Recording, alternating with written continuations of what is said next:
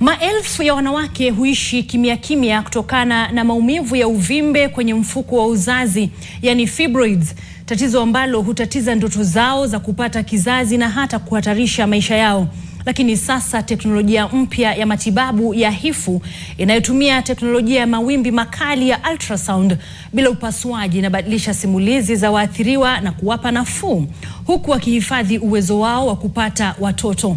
Mwanahabari wetu Frida Ukachi na taarifa hiyo kwenye Afya Yako.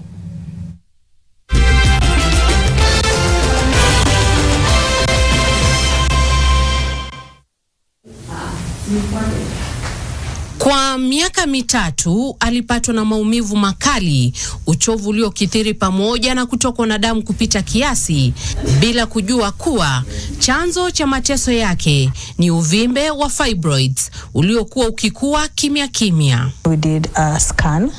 At that point they said I had 6 fibroids. That was the first, because they tried with cervical cancer, then ovarian cysts, endometriosis. Apparently the symptoms look similar. So after all that was ruled out, the scan came out with 6. Vipimo alivyofanywa vikionyesha kuwa kati ya mavimbe 6 aliyokuwa nayo, mkubwa zaidi ulikuwa wenye uzito wa sentimita 2.7. After the first diagnosis, I generally ignored everything. Nilijiambia it can't be that bad. Ni 2.7, the largest one is a survive na hiki tu. Siku zilivyosonga, uchovu ulimwandama akidhania ulisababishwa na misururu ya kazi aliyokuwa akifanya, hadi pale alikutana na dereva wa teksi aliyemshauri kutembelea hospitali. Uoga wa upasuaji ulimzidi na kumfanya kupuuza ushauri wa madaktari aliyokutana nao, hofu ikiwa ni kupoteza uwezo wa kupata mtoto baada ya kuona marafiki wawili waliopitia upasuaji kama huo. So in 48 hours I'd go through 8 tablets in an addition of maybe 10 paracetamols. I think I normalized that for a while. Bloating became part of my life.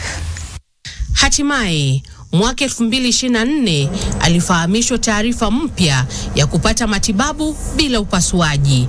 Tiba hiyo ikitambuliwa kuwa HIFU. Mbinu hii hutumia miale ya mawimbi ili kupunguza uvimbe.